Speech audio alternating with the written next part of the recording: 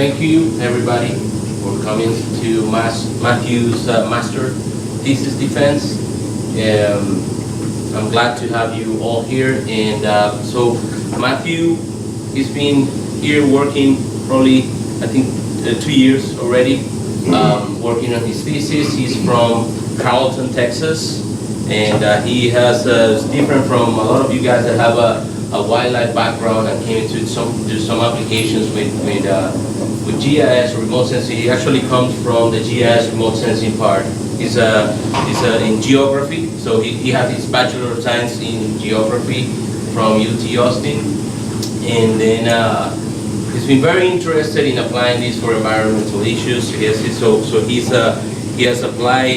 worked as a GIS analyst and support in the San Diego National Wildlife Refuge, and then the Anahuac National Wildlife Refuge as well, doing some supporting mapping for those areas. And then he came here to also try to advance his knowledge in how to use remote sensing and GIS for applications in looking at environmental impacts of even disturbances or any type of human or anthropogenic disturbance, and in ecology as well. So he's also a certified pilot. Remote pilot. Oh, sorry? Remote pilot. Remote pilot, but you also... I did have a pilot's license. Actual pilot, so I guess like Cessna, yeah, and then he told me some stories about how things that he does when he flies, and yeah, I don't... It's not true. I'm not very excited.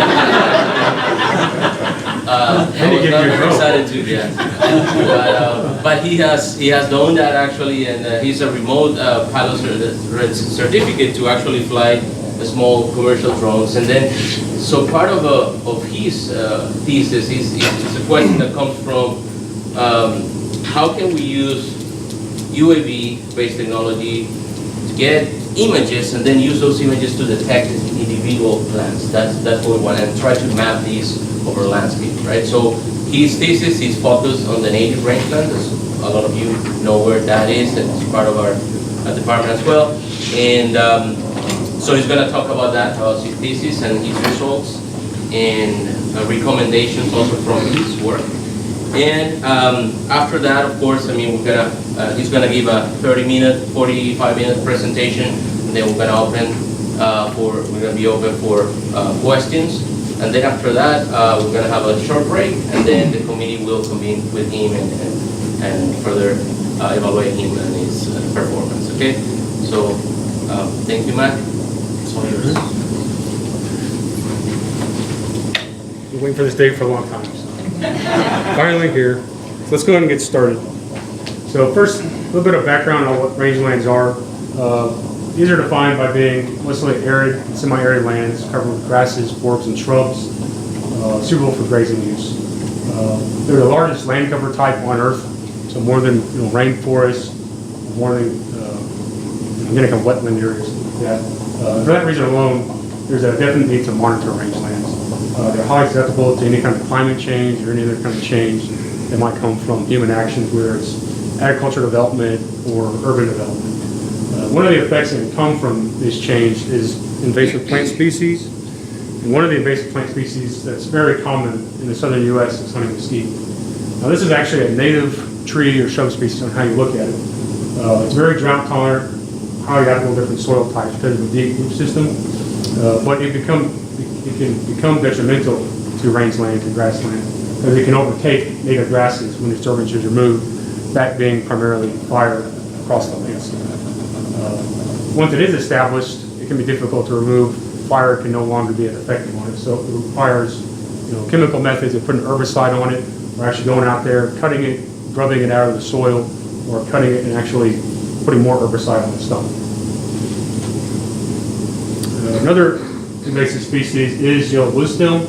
This is actually a non-native species. It comes from the high plains of Eastern Europe and Asia. It was introduced in the 1920s because it's able to recover quickly from heavy grazing, and it's able to establish itself quickly in bare soil. So it was actually useful in road construction projects around Texas because because it was able to be seeded along new roads where bare soil was, so it could actually stabilize the soil doesn't wash onto the road.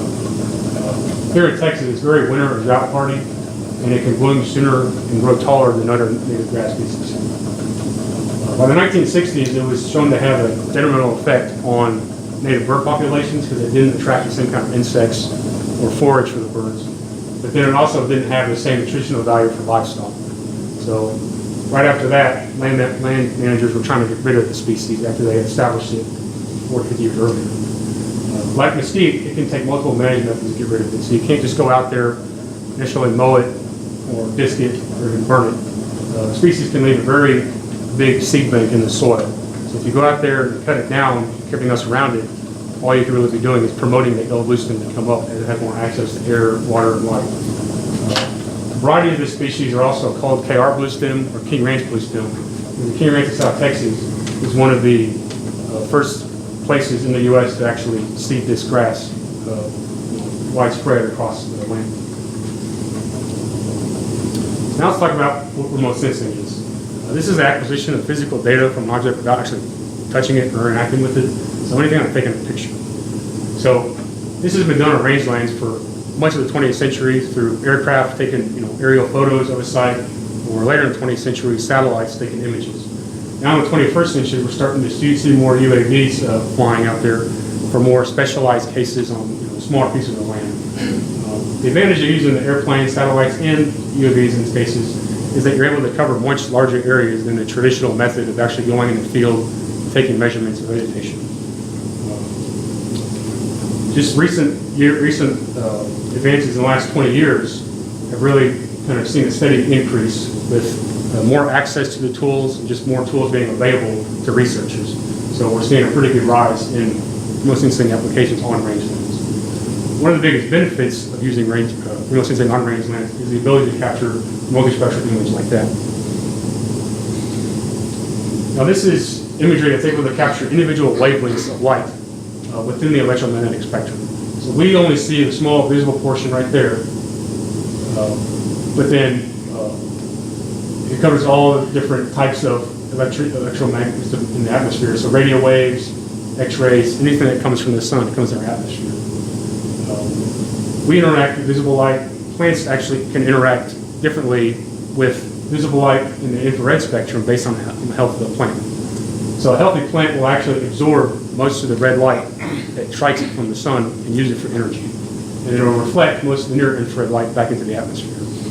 A less healthy plant or a stressed plant, you kind of see right here on this curve right here, will reflect more red light relatively than a healthy plant and reflect less near-infrared light than a healthy plant.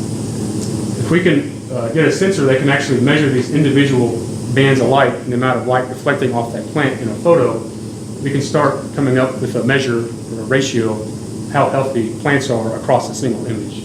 One way to do that is the Normalized Difference Vegetation Index, or NDVI, which is actually just taking the amount of near-infrared light reflecting off a plant, subtracting the amount of red light reflecting off the plant. So the higher the NDVI value, the more green that plant is, the more healthier that plant is. Some of the other emerging technologies in remote sensing are higher spatial resolutions. So this is a Landsat image taken of the rangeland here in Lubbock using a 30-meter resolution. So each pixel size in here is 30 meters by 30 meters. We also have access to naked imagery from the Department of Agriculture. And this red box here represents one pixel size. So if you zoomed in on this Landsat image, this would all be one color, or one pixel value. If you zoom in on naked imagery, these are starting to get 1 meter pixel size. Now we can use drone technology and get even higher resolution, less than 5 centimeters pixel size, and you get a lot more detail in these photos. We're seeing more compact sensors that are lighter weight. That combined with more commercially available UAVs that are cheaper to get for researchers has led to a really dramatic increase in UAVs on rangeland research in the last 10 years. This combined with some of the new image processing software that we're seeing is also allowing for that increase. So some of the advances in image processing, particular to mosaic in images, this is really good for high resolution drone imagery. where when a drone flies over a site, it's flying back and forth over it and taking individual photos as it flies over a short time interval. So it may take a photo every second or two, and what you end up with is hundreds of geotagged images of a site.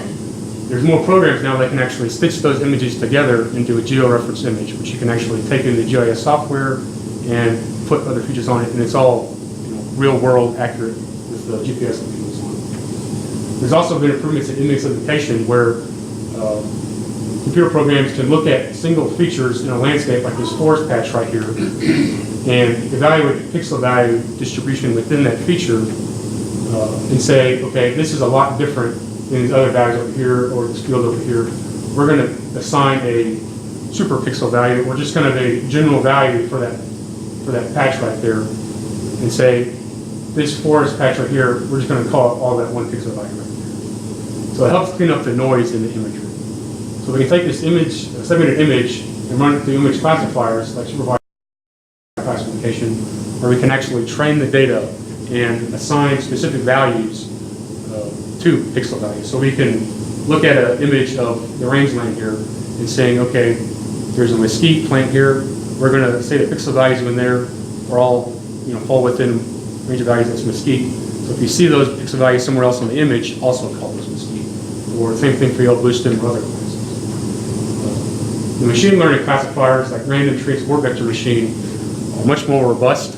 We can go deeper into the data and use less training sites than the more traditional probability-based maximum likelihood. We also have access to unsupervised classification if you want to do some automated classification where it doesn't require any user input other than settings saying how big you want the classes to be. This will just output arbitrary classes within your data, so you don't have to go through and pick it out. This could be a good initial step, or if you're trying to automate the whole process, that would be the method to go with it. Well, there's been a lot of research, you can imagine, in the last 50, 75 years using some kind of remote sensing technology on rangelands. I picked three out in particular that stood out.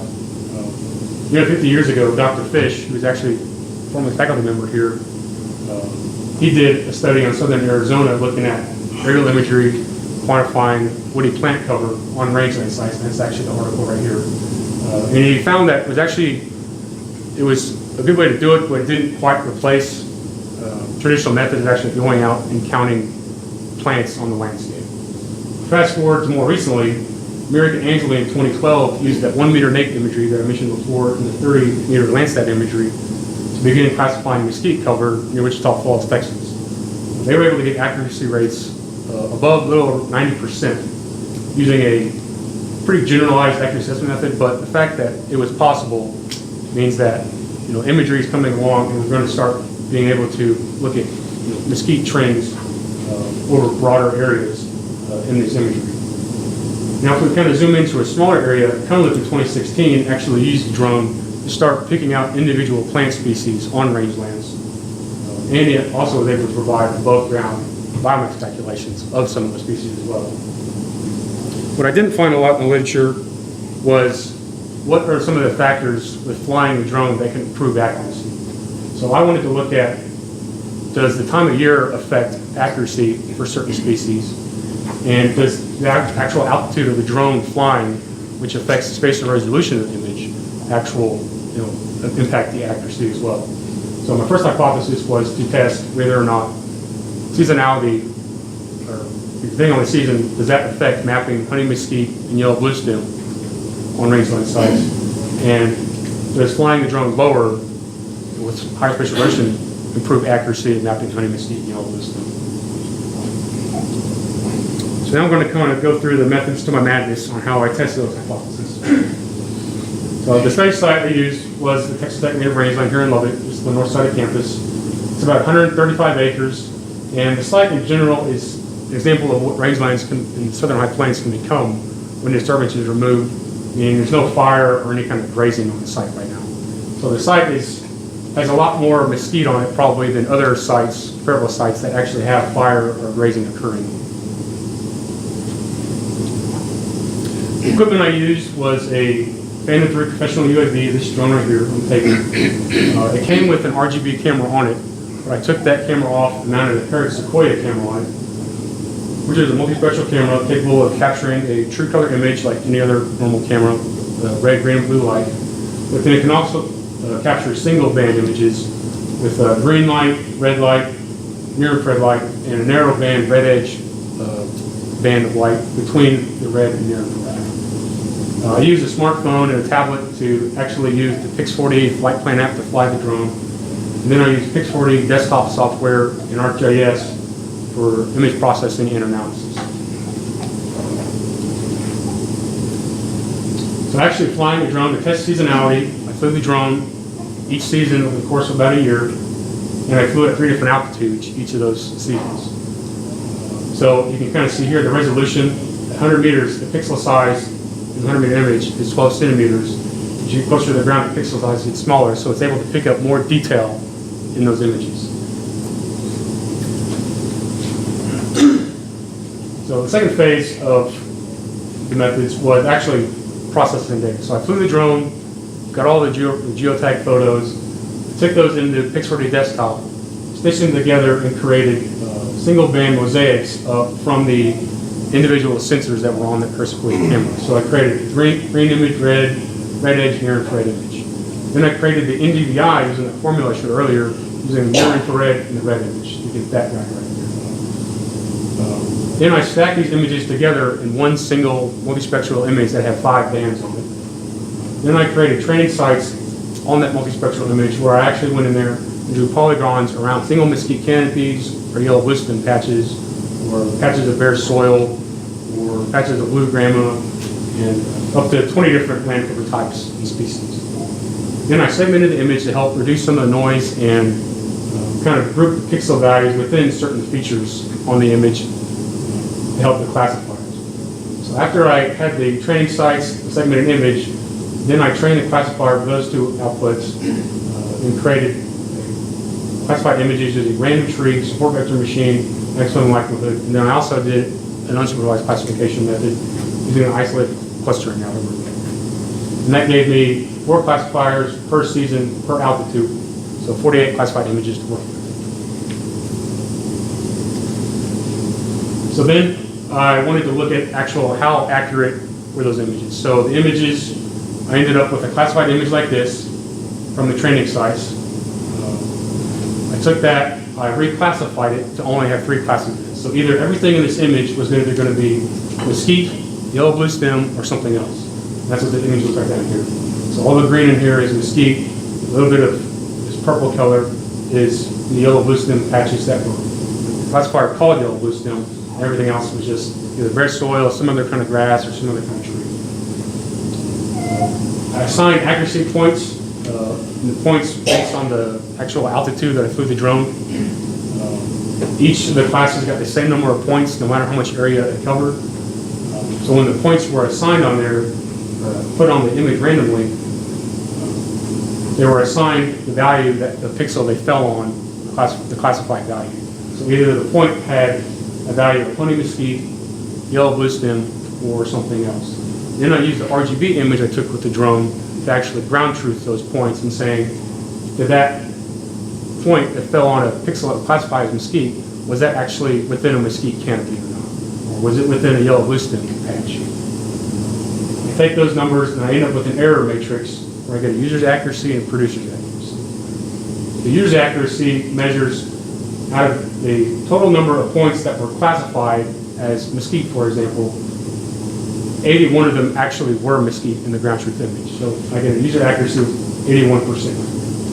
The producer's accuracy measures the total number of points that actually fell onto mesquite in the ground truth image, and 81 of those were actually classified as mesquite, giving a producer's accuracy of 73% for mesquite. I also get a kappa value, which is an overall accuracy value of how well the user's accuracy and producer's accuracy work. For this study, I only looked at user's accuracy because I just wanted to see how well the classifiers did on each of these 2 species by themselves, and not how they might have interacted, which kind of the producer's accuracy kind of takes that into account. So now let's actually go into the results and kind of some discussion. So these are some sample images that I used for classification. So this was a 100-meter image I took of the rangeland site in the spring, classified with the random tree. This is the 60-meter image used in the summer, classified with support vector machine classifier, and then this is the 30-meter image. And you're probably wondering why I didn't cover the same amount of area within each of the different altitudes, and that is because the drone has to fly slower when it's closer to the ground. And I only had 4 batteries to work with, so it took 2 batteries to fly the whole 100-meter image. It took another battery to fly this northeast kind of quarter of the rangeland site. And then it took another battery to fly that southwest quarter of that northeast quarter.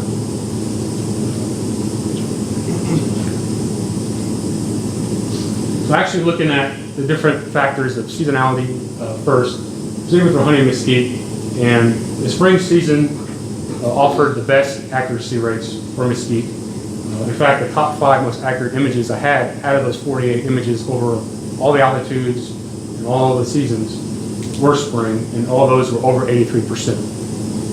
And I think the biggest reason spring worked best is because of the climate here on the southern high plains.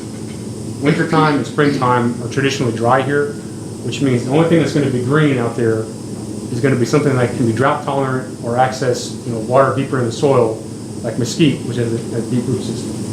So by the time I flew the image in late April, spring had a full, mesquite had a full canopy of green leaves on it.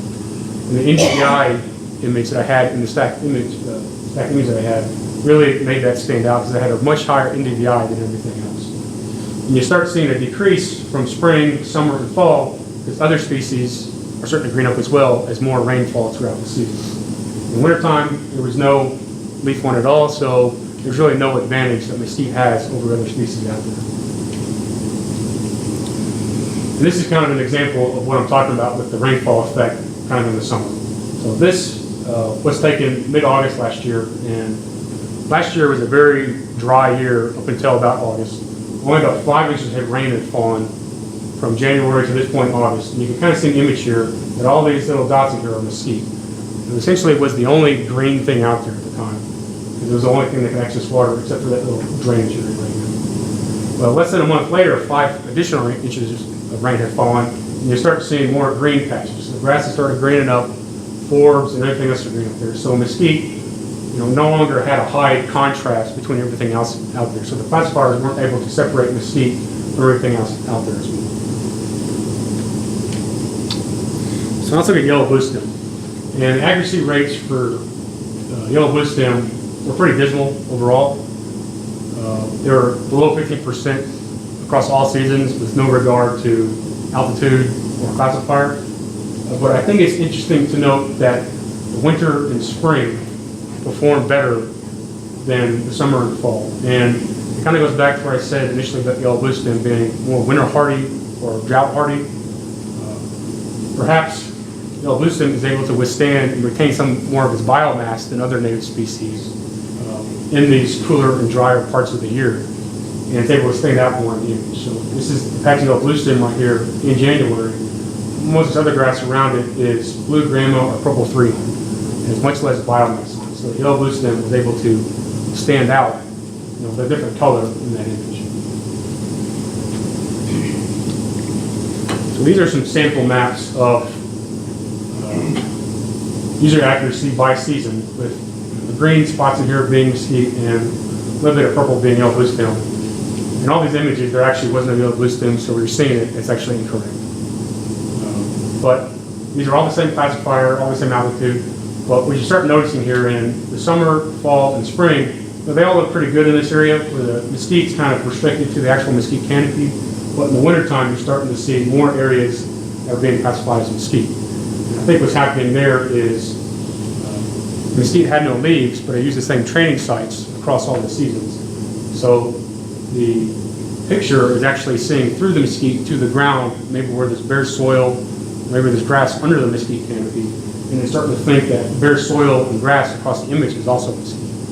So that was probably the biggest reason why winter performed poorly compared to the other seasons.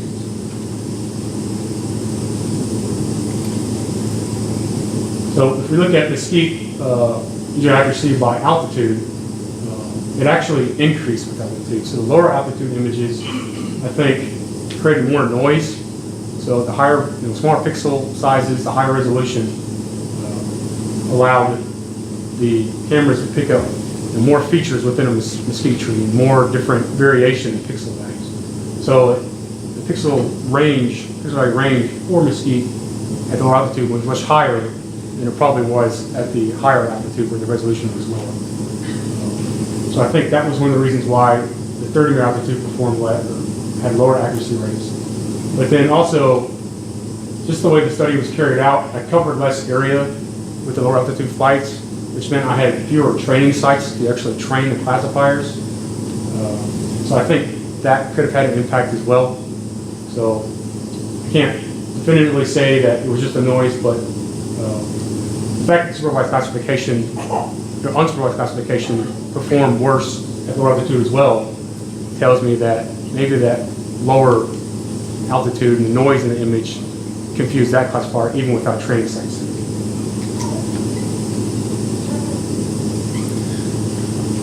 So if we move to the yellow bluestem user accuracy by altitude, again, accuracy was pretty poor for all of them, but it was better in the 60-meter altitude images. We're still less than 25%. But I think the biggest factor for that was just the distribution and the amount of training sites available in the image. Yellow bluestem it's pretty limited at the site right now. There's only a few patches along the road down here. There's one patch right here. There's a couple patches right here, and then a couple patches over here in the grass plots that were actually picked up in the image, but they weren't directly under the flights. The 60-meter altitude image, it had all of this training site here, these training sites here, and all these training sites. The 30-meter altitude flight only had one training site. The 100-meter flight had all of them in there, but it also had the whole image in there, which meant there was more variety of pixel values in there anyway that had to pick yellow bluestem up from. So I think just the distribution of yellow bluestem had a significant impact on actual accuracy at that altitude. I also think it's worth mentioning maybe the pixel size, that 7 centimeter pixel size for 60 meter might have catered well to yellow bluestem. Just with the size of the bunch, the size of the actual individual grass stalks themselves, and that when it had a seed plot on it, it had a pretty thick seed plot on it. So I think maybe that also could have had impact on picking out yellow bluestem from everything else in that 60-meter altitude. So these are sample images of user accuracy by altitude. So these are all the same classifier, all taken in the spring, but this is taken at 100 meter, 60 meter, and 30 meter. And I think the biggest thing to note here is, if you look at that mesquite right there, that's the same mesquite tree in that image right there. And you're starting to see a lot more it's more broken in there. I think it was kind of confusing the classifiers and thinking that, there were more pixel values within that mesquite than there were at that one. So it's thinking, okay, well, there's mesquite in here, but there's also some other kind of plant in there as well, which is wrong. So I think what I said before about the noise, the lower altitude images, I think that certainly had an impact on creating more, single canopies instead of something broken like that. So I wasn't intending to test classifier necessarily, but it was a way for me to replicate my data. So I did want to show a plot here of the classifiers for each species. And overall, the classifiers really didn't have much of an effect. If you had to say one was better than the other, I think you could say that these random tree, these 4-vector machine, the two machine learning classifiers that go deeper into the data did perform a little better than the other two methods. And one of the factors for those is that they require less training data. So the fact that they had the same amount as the maximum likelihood classifier meant that maybe this performed better because it didn't require as much as that one did. So then I did want to test, since mesquite did so well, the accuracy, more so than the yellow bluestem, I did want to look at statistical evidence of mesquite with the user's accuracy. So I ran an analysis of variance on the 3 factors of classifier, season, and altitude, and found that season and altitude had the most significant impact on the user accuracy values, with season being the highest with that lower p-value right there. And I think, kind of what I mentioned before, about the NDVI values with the mesquite. In fact, that it was the only thing green out there during Pacific season. That to me kind of makes sense that that one had the most impact on the values. I ran a post-hoc test to actually see which of the values within these three factors was actually most impactful on the user accuracy as well, and found that yes, highest altitude images did have more impact on user accuracy. The spring season had the most impact, and statistically, the random tree classifier did have an impact, but if you look at the values here, they're much closer together, so it didn't have quite the same impact as the spring season of the 100 altitude did.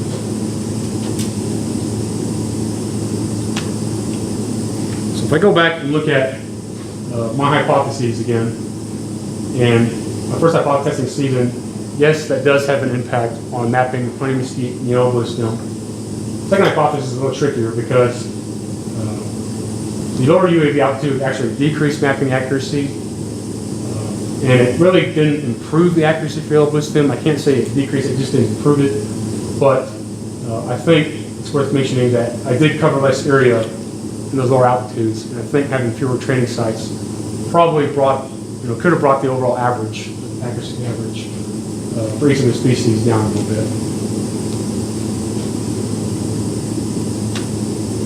So kind of some conclusions and implications on what come from this study.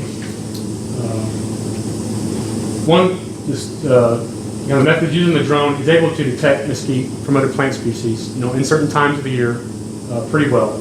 But besides that, the Pix4D flight plan app was able to work really well for me. I was able to rely on it. It's able to adjust your altitude. You can adjust your overlap when you're flying pretty easily. The Parrot Sequoia was able to create very high spatial resolution imagery in multiple bands, and that allows you to create customizable maps if you want, like a false color map that might highlight near infrared on a landscape, or if you want to look at NDVI values, and you start seeing it here, you start kind of seeing different patterns, maybe like that drainage piece right here that actually drains from the road up here. This is actually part of drainage that goes into this playa right here. You're seeing a lot more greener vegetation in there. Additionally, this is also the beginning of a high-resolution imagery database that we hope to make available, to the rest of the department for whoever wants to do research on this kind of thing.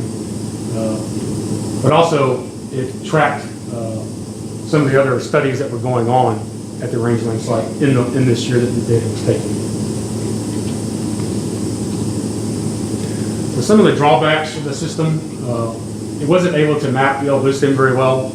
And again, I think that had a lot to do with just the distribution. There wasn't much of it out there. One of the big drawbacks was the actual RGB sensor on the Parrot Sequoia. It uses a rolling shutter, which is more of a scanning type of shutter when it's taking a photo, versus a global shutter where it just opens the shutter and closes it. A rolling shutter can make very clear images, very high-resolution images, except when you're on a moving platform like a drone. So imagine trying to scan a document like on a copy machine, and you're moving the document around. That's kind of what's happening when you're using a scanning type of thing on a moving platform.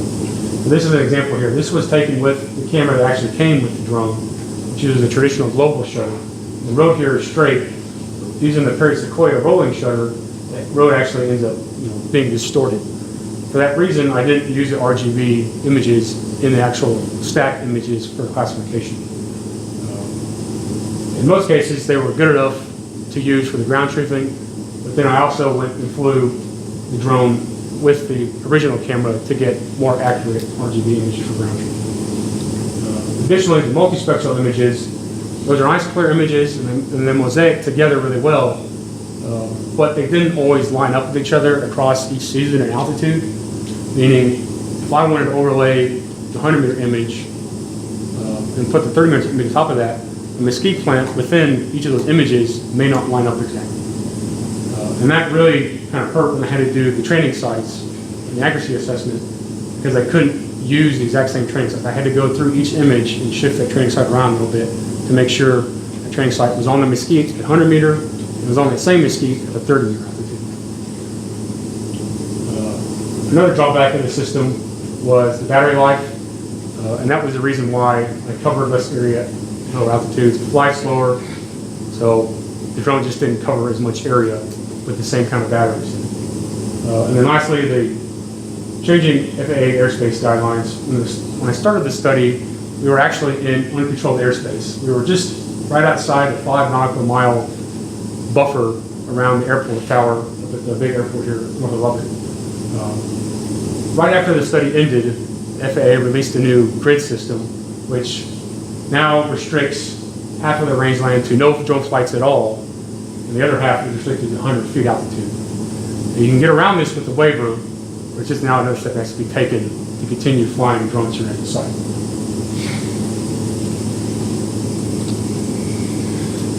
So what we can actually do, with this system now that we kind of proved mesquite can actually be mapped. We can actually start mapping mesquite kind of on broader scales, versus traditional methods. So we can actually make density maps with mesquite. So what we can compare this to is actual belt transect surveys, which people go out there, they run a tape measure out there over a certain distance, and then they go off the tape measure a certain distance, 3 meters, 2 meters, whatever they're going to do, and they'll make a rectangle here and they'll actually count the number of mesquite within that rectangle. Issue with mesquite is that it can actually grow multiple trunks or multiple stems from the ground. So based on who's counting it, they may count that mesquite plant only as 1 plant, or they may count it as 3 plants. And using this as the belt transect method, you start seeing a lot of variability of surveys done at the rangeland based on who counts it. And I actually counted one of these using March transects. So part of that variability is on me. But comparing that to the drone-based system, in my 2 most accurate seasons, summer and spring, we're starting to see a lot less variability in mesquite canopy out here. I got these numbers by taking the overall mesquite canopy and then dividing it by an average mesquite size, and I just used 1.5 square meters per mesquite in this case. So the fact that these numbers, don't line up with each other doesn't concern me as much. It's the variability numbers that, to me, is more promising. That over time we can start comparing the amount of mesquite canopy change, from year to year, more accurately. And what I mentioned earlier about the high-resolution imagery database, there actually was mesquite treatment done on the site, in the southwest portion of the site, where mesquite was actually cut down, the material was removed from the site, and the stumps were actually sprayed with herbicide. Well, that was done in November 2017, after my summer image was taken and before my spring image was taken. And you start seeing here a lot less mesquite density up here. This area up here, if you actually go out there, it's very visible how much mesquite is removed.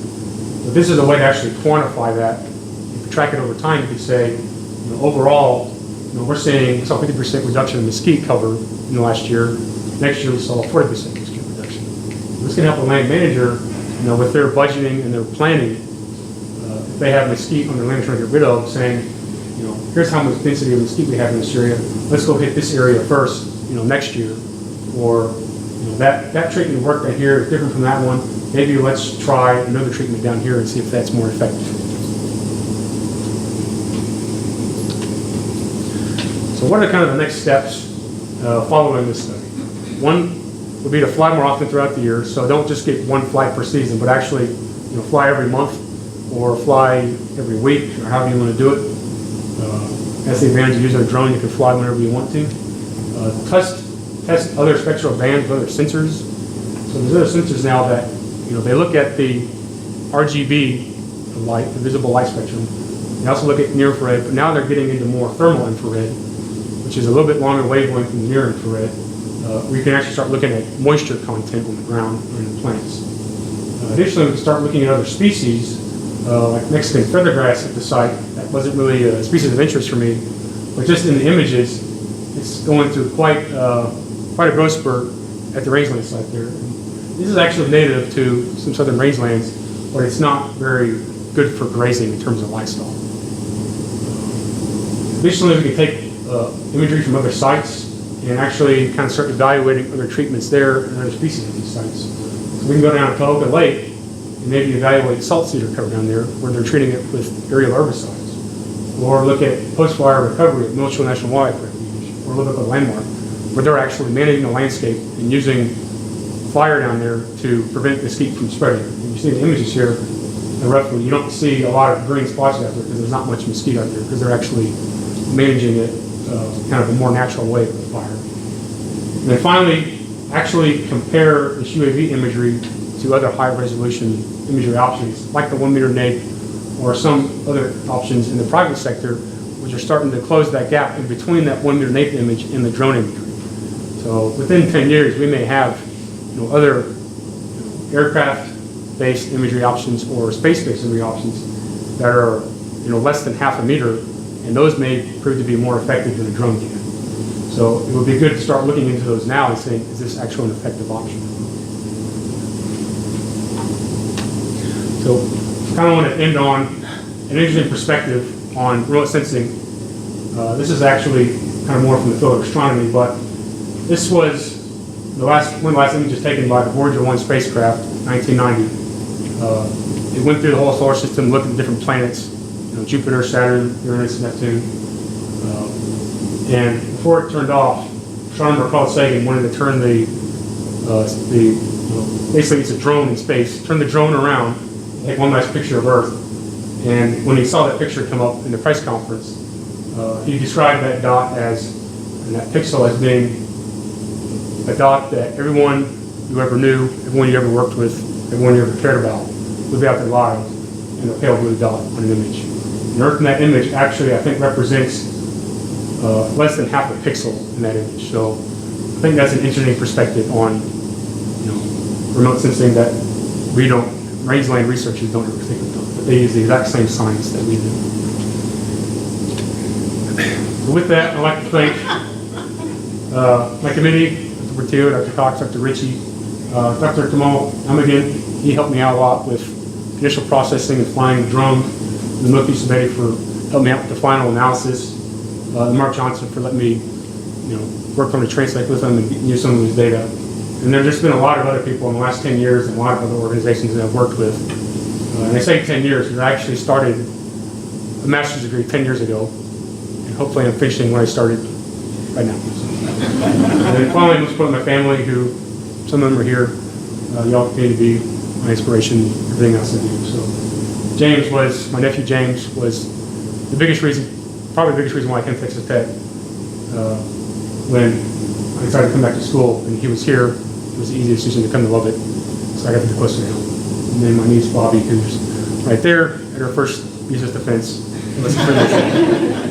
So with that, take any questions.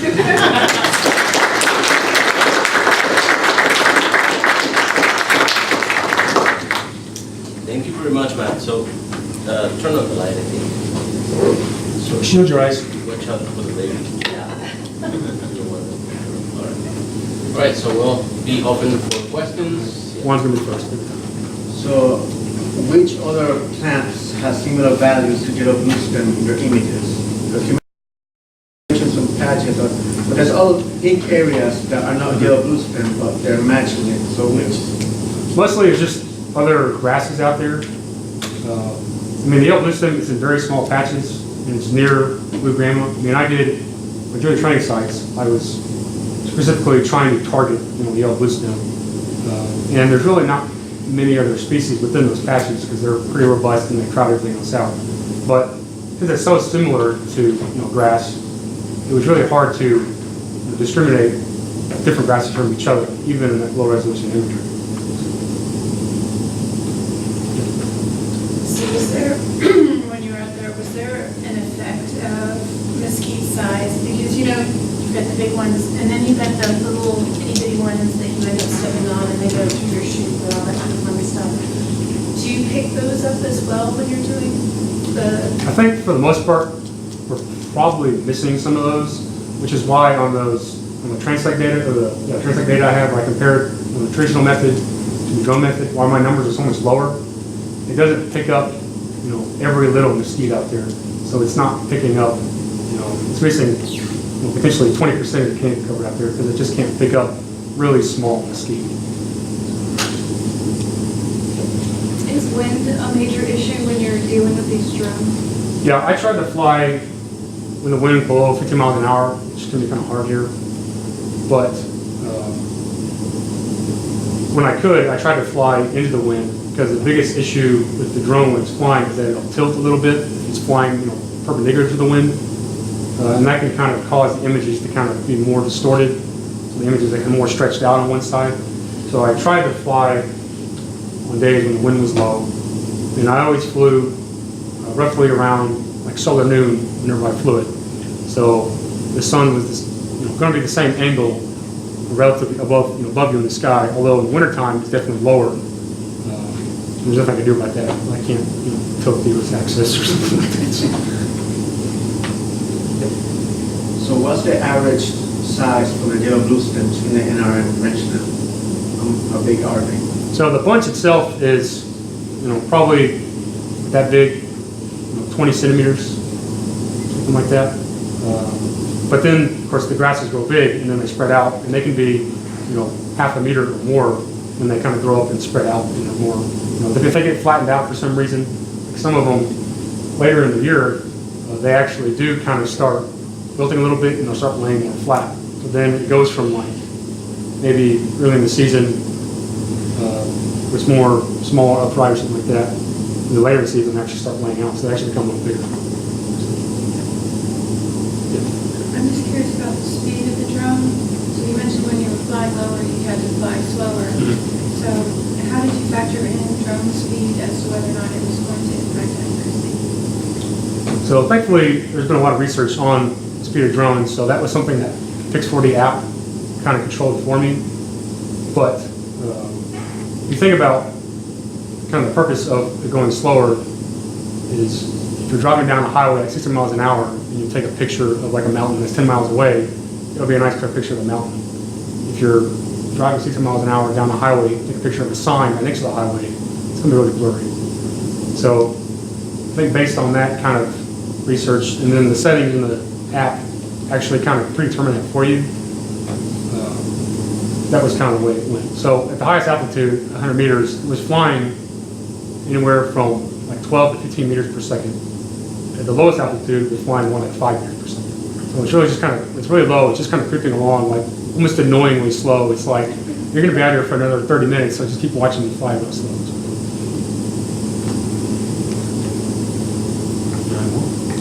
How much do the batteries cost? Because you only have 4 that receive your sampling. So how much do they cost? Yeah, they're about $150 each. The drone itself was, I think when we got it, it was like 800 to 1,000. So it's expensive, but much less expensive than other options out there. At the time, that was just what we had for the batteries. That would be one of the things we do next is get a lot more batteries. So if one flight messes up, you can just redo it and not, have to come out the next day and charge your battery. The camera itself, it's a little bit more costly. I think Yeah. that was around 3K. Yeah, the first Sequoia was $3,000 or $4,000 by itself. The drone, like $1,000. So thankfully, the Hawk didn't hit the drone when the first Sequoia was on. Or else that was going to be a different conversation. Any other questions? Yes.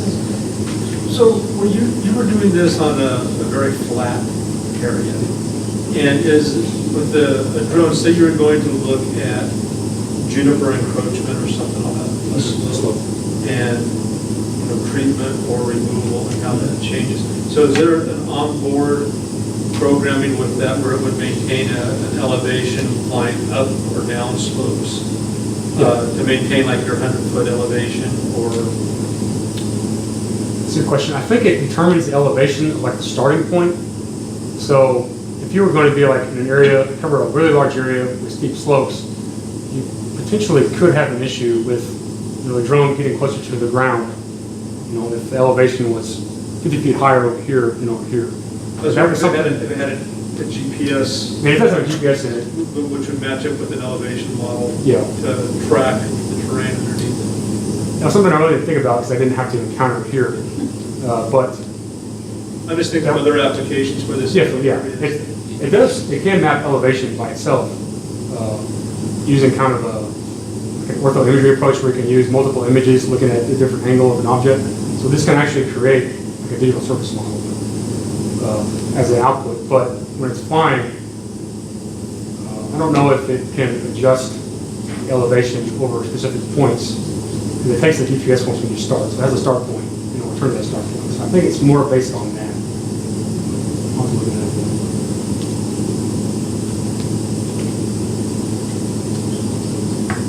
That's interesting. I mean, I don't know the answer also to that. I don't know if it plans ahead to look at that, but yeah. Really, Pix4D doesn't, so you have to fly on contour, so kind of plan on flying separate contours and plan like that. So if you're flying canyons, you basically have to make multiple flights, so get where your ground sampling distance remains the same over the course of the elevation change. Rowdy's one of the other people, kind of super users of the drones, Pix4D here in Florida. I think also to put this into context, I mean, last year in the Texas GS Forum, where the Texas Natural Resources Information Systems meet, they talked about the next step in mapping for Texas will be, right now we have satellite imagery, airborne imagery that looks at 0.5 centimeter pixel resolution, right? So that's the native imagery that we have from Texas. And they're planning missions to look at 5 centimeter, 8 centimeter, 5 centimeter resolution in the next year. So part of the work that Matthew has done is also look at those segmentation, classification analysis that could be applied potentially for that imagery that will be widespread. We'll have for Texas to look at mesquite invasions and things like that.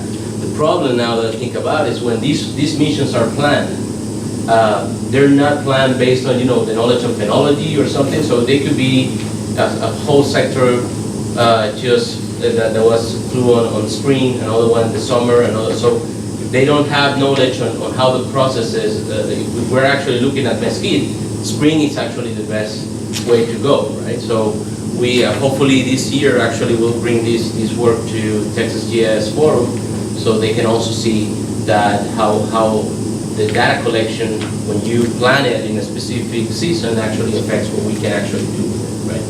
So I just wanted to put that into context. So thank you very much, everybody, and thank you very much, Matt, and congratulations.